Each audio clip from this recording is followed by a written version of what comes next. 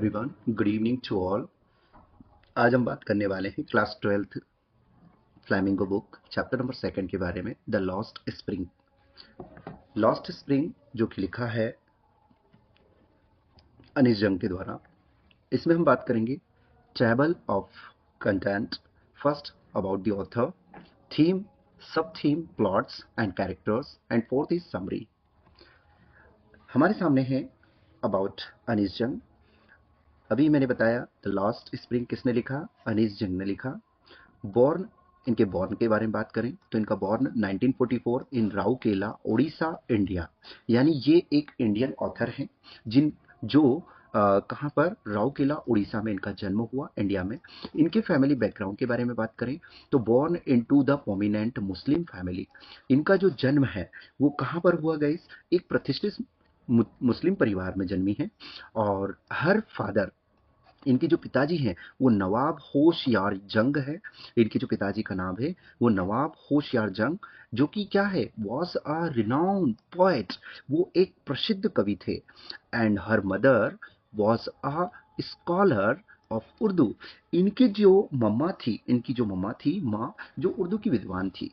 बात करें इनके एजुकेशन की, एजुकेशन एंड अर्ली लाइफ के बारे में, तो एजुकेशन, स्टडीज एट ओस्मेना यूनिवर्सिटी। इन्होंने जो स्टडी की है वो कहाँ पर किया, ओस्मेना यूनिवर्सिटी में, हैदराबाद में। एंड लेटर ऑन इन्होंने जो डिग्रियां गेट की in journalism from the university of the Michigan, USA. कहाँ पर, मिचिगन यूएसए में गॉट की। बात करें इनके अर्ली करियर के बारे में तो began as a writer for the statement, a major Indian newspaper. और इन्होंने जो प्रारंभिक करियर शुरू किया एक प्रमुख भारतीय समाचार पत्र द स्टेटमेंट के लिए, जो एक लेखक के रूप में शुरुआत की। बात कर लें इनके लिटरेरी कैरियर के बारे में तो लिटरेरी कैरियर में focus on a women's issues. Her writings often Her writing often centers on the struggles, challenges, and lives of women in India and other developing countries. इन्होंने जो कि लिटरेरी करियर में, साहित्य करियर में महिलाओं के मुद्दों को लेकर, इश्यूज मतलब जो कि मुद्दों पर ध्यान दिया। उनका लेखन अक्सर भारत और अन्य विकासशील देशों में महिलाओं के संघर्ष और चुनौतियों और जीवन पर केंद्रित होता है। कहाँ पर, इन्होंने अक्सर भारत और अन्य विकासशील देशों में महिलाओं के संघर्ष और चुनौतियों और जीवन पर केंद्रित होता है। आगे देखते हैं इनके जो नोटेबल वर्क हैं, नोटेबल वर्क जो कि फेमस, यहाँ पर अनवेलिंग इंडिया जो कि 1987, अनवेलिंग इंडिया जो कि 1987, हर मोस्ट फेमस वर्क, इनका जो मोस्ट फेमस वर्क है, a collection of interview with women across India, exploring their experience as societal pressures। अब यहाँ सोशल प्रेशर के बारे में बात की गई है। इसमें बताया गया है कि जिसे अनविलिंग विलिंग इंडिया जो कि 1987, उनकी जो कि प्रसिद्ध कृति है और भारत भर की महिलाओं के साथ साक्षात्कारों का एक संग्रह है, जिसमें उनके अनुभव और सामाजिक दबावों की पड़ताल की गई है। किसकी की गई है, सामाजिक दबावों की पड़ताल की गई है। नेक्स्ट हम बात कर लेते हैं ब्रेकिंग द साइलेंस। दूसरा जो इनका नोटेबल वर्क है वो कि बहुत मोस्ट है, जो कि ब्रेकिंग द साइलेंस 1997, जो कि ब्रेकिंग द साइलेंस जो कि 1997 focuses on women's voices and their stories in different culture context. अब इन्होंने जो विभिन्न सांस्कृतिक संदर्भों में महिलाओं की आवाज और उनकी कहानियों पर केंद्रित की है, जो ब्रेकिंग द साइलेंस 1997 में है, उन्होंने क्या है, विभिन्न सांस्कृतिक संदर्भों में महिलाओं की आवाज और उनकी कहानियों पर केंद्रित की है। नेक्स्ट है लॉस्ट स्प्रिंग। सभी लोगों ने सुना होगा लॉस्ट स्प्रिंग के बारे में। ये जो स्टोरीज है ऑफ स्टोलन चाइल्डहुड, इसमें लॉस्ट स्प्रिंग जिस टॉपिक के बारे में हम बात कर रहे हैं ये भी इनका नोटेबल वर्क है। याद रखना बच्चों, बहुत ही आईएमपी है। जो कि story of stolen childhood 2005 addresses child labour and the exploitations of children in India. ये जो खोया हुआ बसंत है, चुराए गए बचपन की कहानी 2005 के बारे में भारत में बाल श्रम और बच्चों के शोषण को संबोधित करता है। किसको करता है? भारत में बाल श्रम और बच्चों के शोषण को संबोधित करता है। याद रखना बच्चों, हम आज बात करने वाले हैं लॉस्ट स्प्रिंग के बारे में। अभी हम बात कर रहे हैं अनीश जंग के बारे में, जो कि एक ऑथर हैं और ये कहाँ से? राउरकेला से हैं, उड़ीसा, इंडिया की हैं। और इन्होंने इनके जो नोटेबल वर्क हैं हमने अभी बात किया है, unveiling India 1987, breaking the silence 1997 and lost spring, जो कि stories of stolen childhood 2005 addresses child labour and the exploitations of the children India. अब बात करते हैं एजुकेशन एंड अर्ली लाइफ के बारे में, जो कि हम पहले कर चुके हैं ऑलरेडी, इसके बारे में हमने बात कर ली है।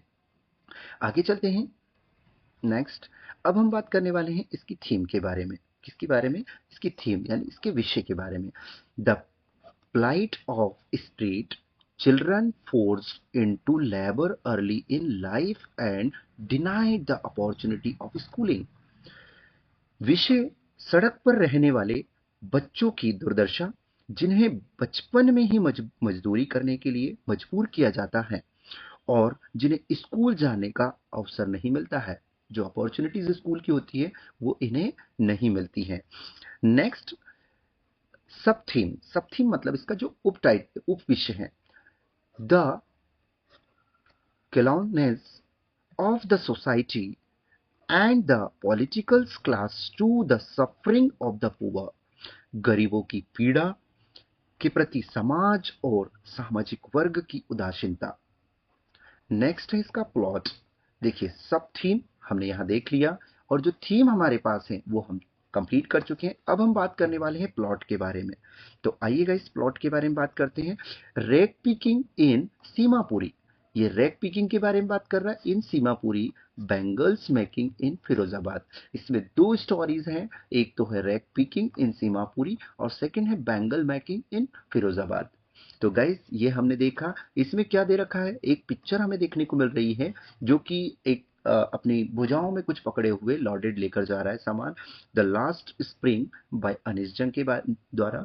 तो आइए आगे चलते हैं, इनके कैरेक्टर के बारे में हम जानेंगे। अब है यहाँ पर हमारे पास कैरेक्टर्स। तो कैरेक्टर्स के बारे में हम देखते हैं क्या दे रखा है गाइस। तो सबसे पहले दे रखा है नरेटर। क्या है गाइस? नरेटर। नरेटर कौन है? अनीश जंग द ऑथर। अनीश जंग कौन है? ये जो नरेटर को बोला जाता है, कथावाचक, जो कि कौन है? अनीश जंग एक लेखक है, लेखिका है।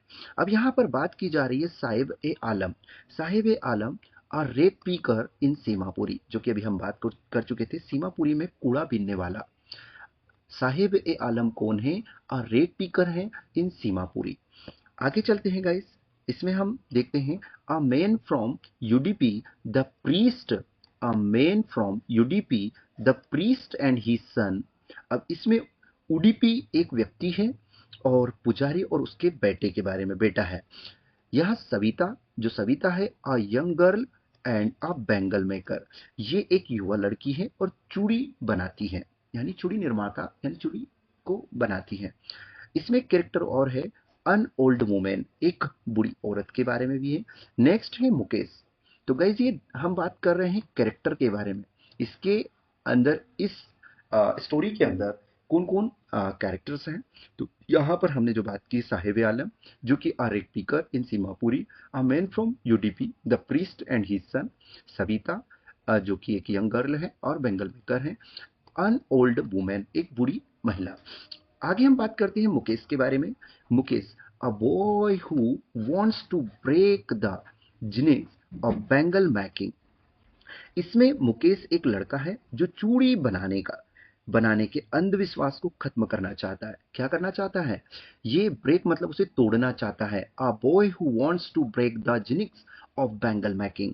ये लड़का जो है, मुकेश नाम का लड़का, जो चूड़ी बनाने के अंधविश्वास को खत्म करना चाहता है।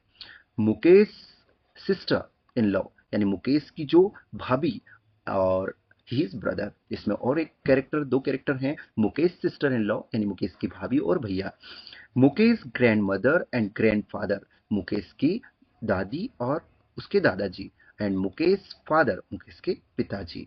आगे चलते हैं गाइस। आगे हम बात करने वाले हैं समरी के बारे में, इसके सारांश के बारे में।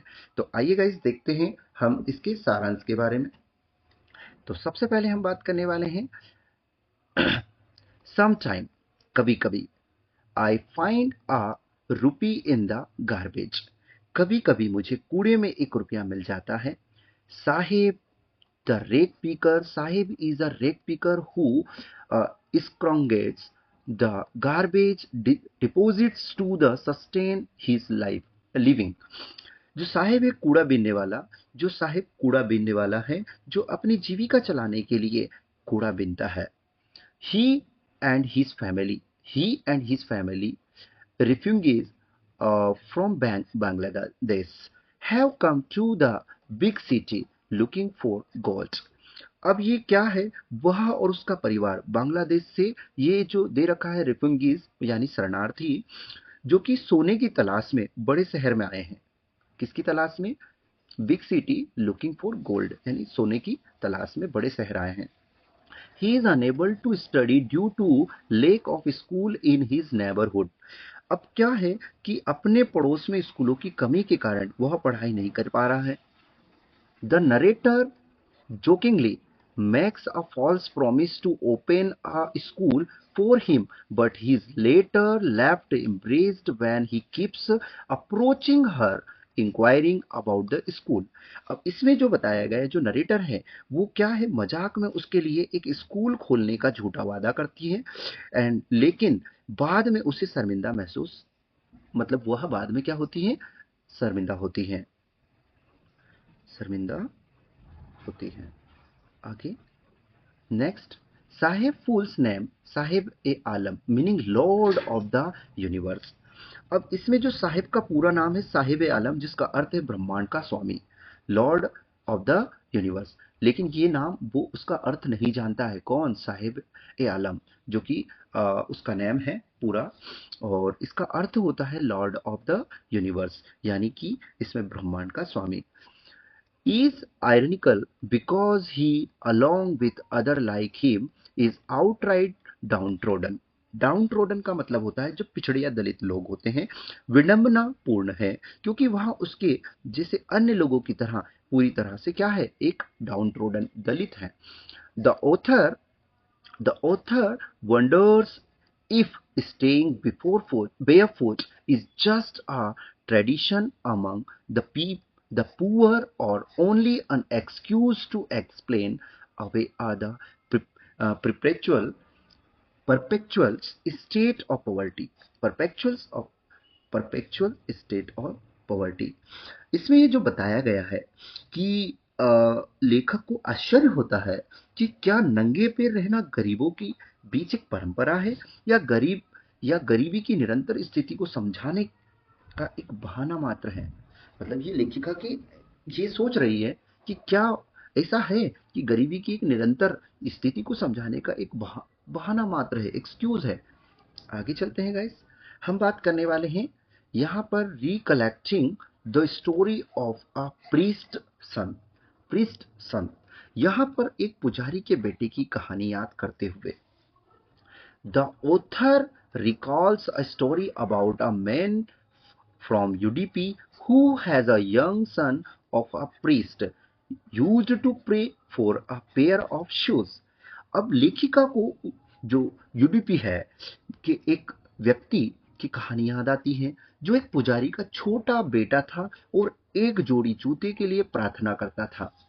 आफ्टर 30 years, 30 साल बाद, when the author visits the place, she finds that the situation has lightly improved because the son of the present priest now wear shoes and goes to school. अब होता क्या है कि 30 साल बाद जब लेखिका उस जगह का दौरा करती है तो उसे पता चलता है कि स्थिति में थोड़ा सुधार हुआ है, क्योंकि वर्तमान पुजारी का बेटा वो क्या है, अब जूते पहनता है और स्कूल जाता है, गोज टू स्कूल। हावेवर, हालांकि the author pains at the thought of the steel barefoot rank pickers of her neighborhoods. अब हालांकि लेखिका को अपने पड़ोस के अभी भी नंगे पांव कूड़ा बीनने वालों के बारे में सोचकर दुख होता है। आगे चलते हैं। आगे दे रखा है गाइस इसमें Seemapuri, the haven for rag pickers. Seemapuri ये एक एरिया है जो कि दिल्ली से कुछ दूर यानी नजदीकी है। कूड़ा बीनने वाले के लिए ये क्या है? हेवन। हेवन मतलब होता है स्वर्ग, जिसे हम पैराडाइज भी कहते हैं। आइए चलते हैं, हम बात करते हैं सीमापुरी के बारे में। Seemapuri in Delhi is home to 10,000 rag pickers, mostly Bangladeshi refugees who came here in 1971। Delhi के सीमापुरी में 10,000 कूड़ा बीनने वाले रहते हैं, जिनमें से ज्यादातर बांग्लादेशी शरणार्थी हैं जो 1971 में यहाँ आए थे। कब आए थे गाइस? 1971 में आए थे। These people live in mud। Mud means होता है कीचड़। क्या होता है? कीचड़ होता है guys. Structures with roofs made of tin and tarpaulin। tarpaulin तो ये जो है, ये लोग मिट्टी के घरों में रहते हैं जिनकी छतें टीन और तिरपाल यानी जिसको हम तिरपॉलिन यानी तिरपाल से बनी हैं। The ration cards which allow them to buy grain and the garbage are their means of survival। अब एक्चुअली क्या है गाइस कि राशन कार्ड जिससे वे अनाज खरीद सकते हैं और कचरा ही उनके जीवन यापन यानी जो सर्वाइवर है यानी उनके जीवन यापन का एक साधन है।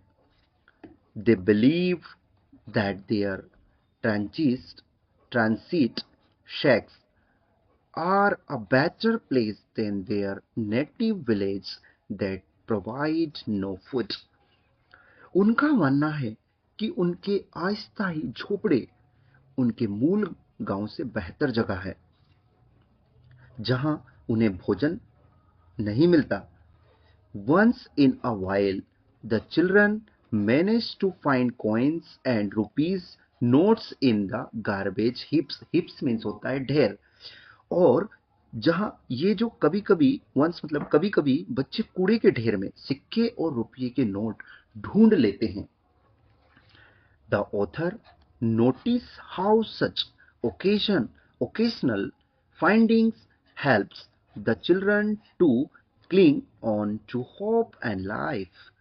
अब बात कर ले यहाँ पर जो लेखिका है ने देखा कि कैसे मतलब इस तरह की कभी कभार मिलने वाली चीजें बच्चों को उम्मीद और जिंदगी से जुड़े रहने में मदद करती हैं।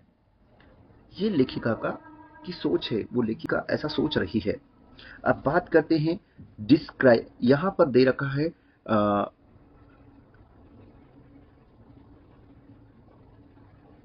Discrepancy between sahibs desire and reality. Sahib की चाहत और हकीकत में जो डिफरेंस जो कि अंतर के बारे में हम यहाँ बात करेंगे। Sahib reveals his desire of playing tennis to the author। अब यहाँ पर बात कर रहे हैं साहिब लेखक को टेनिस खेलने की अपनी इच्छा बताता है। साहिब जो लड़का है वो लेखिका को क्या कहता है? साहिब लेखिका को टेनिस खेलने की अपनी इच्छा बताता है। Even though he has managed to find a discarded pair of tennis shoes, the author knows the game itself is out of his reach। अब वो क्या है, हालांकि वह टेनिस के जूतों की एक जोड़ी खोजने में कामयाब हो जाता है, लेकिन लेखक जानता है कि खेल उनकी पहुंच से बाहर है। Contrary to his heartfelt desire, Sahib eventually ends up picking up a job in a tea stall where he is paid 800 rupees and all his meals। meals means भोजन। अब क्या होता है गाइस कि अपनी दिली इच्छा के विपरीत साहिब अनंता एक चाय की दुकान में नौकरी कर लेता है जहां उसे 800 रुपए और पूरा खाना मिलता है। One morning he meets the author on his way to a milk booth carrying a canister of fetch milk for his master, and the author observe how in the process of earning a few hundred rupees, Sahib has lost his the freedom and the carefree looks. अब क्या होता है guys कि एक सुबह वह अपने मालिक के लिए दूध लाने के लिए एक कनिस्तर लेकर दूध की दुकान पर जाता है। समय लेखक से मिलता है और लेखक देखता है कि कैसे कुछ 100 रुपये कमाने की प्रक्रिया में साहिब ने अपनी आज़ादी और बेपरवाह नज़र खो दी है। मतलब जो उसकी आज़ादी थी, यानी उसका जो फ्रीडम था, फ्रीडम और उसकी जो केयर फ्री लुक था, जो पहले वो आज़ादी से रहा करता था, वो उसने पूरी तरीके से खो दिया है। आगे बात करते हैं guys. I want to drive a car. मैं कार चलाना चाहता हूँ। अब ये सेकंड जो कि अनीस जंग ने 2 स्टोरियों के बारे में बताया है, एक मुकेश और एक साहिब के बारे में। चलिए गाइस बात करते हैं आगे। आगे हमारे पास दे रखा है, जैसा कि अभी हमने बात किया था, I want to drive a car. मैं कार चलाना चाहता हूँ। अनीस जंग ने मुकेश के बारे में और एक साहिब के बारे में, साहिब के बारे में हम अभी कंप्लीट कर चुके हैं। अब हम बात कर रहे हैं मुकेश के बारे में। Mukesh and his family. Mukesh belongs to a family of a bangle makers in Firozabad. याद रखना गाइस, ये स्टोरी जो है फिरोजाबाद से है, यानी मुकेश और उसका परिवार, मुकेश फिरोजाबाद में चूड़ी बनाने वाले परिवार से ताल्लुक रखता है, यानी उससे बिलोंग करता है। Most of the families in the place are unaware of the illegality of their action in engaging children in such a hazardous industry. Hazardous industry, यानी कि इस जगह के ज्यादातर परिवार इस बात से अनजान हैं कि बच्चों को इस तरह के खतरनाक उद्योग, जो उद्योग है, में लगाना, ये क्या है? इलीगलिटी, यानी गैर कानूनी है। क्या है गाइस? इलीगलिटी, गैर कानूनी है। Even though children in such families take up the family profession, Mukesh want to be a motor mechanic and driver a car. अब यहाँ पर क्या है, भले ही ऐसे परिवारों के बच्चे पारिवारिक पैसे को अपनाते हैं, लेकिन जो मुकेश है, वो मुकेश मोटर मैकेनिक बनना चाहता है और कार चलाना चाहता है। एक तो ड्राइव अ कार, वो कार चलाना चाहता है और एक मोटर मैकेनिक बनना चाहता है। याद रखना बच्चों, मुकेश जो है वो Mukesh wants to be a motor mechanic and drive a car. Mukesh takes the author to his house which is one among many of the डिल यहाँ dilapidated houses of the Bengal makers constructed in steam lands. अब guys यहाँ पर जो बताया गया है कि जो है मुकेश लेखिका को अपने घर ले जाता है, जो बदबूदार गलियों में बनी चूड़ी बनाने वालों के कई जीर्ण शीर्ण घरों में से एक है। मतलब सारे घरों में से, मतलब उसका एक घर है। जो लैंड्स है, लाइन है, स्टिकिंग गंदे हैं। Mukesh father has been unable to change the conditions of the house and the family in spite of the working very hard। अब मुकेश के जो पिता है, बहुत मेहनत करने के बावजूद घर और परिवार की स्थिति को बदलने में वो क्या है, एबल नहीं है, समर्थ नहीं है। The family now consisted of the father, the grand mother, the elder brother and his wife and Mukesh brothers and his wifes. अब क्या है गाइस कि जो परिवार में अब पिता, दादी, दादा और बड़े भाई और उनकी पत्नी और मुकेश सब लोग हैं। आगे चलते हैं गाइस। यहाँ पर अब बात करते हैं mechanical life of a bangles maker.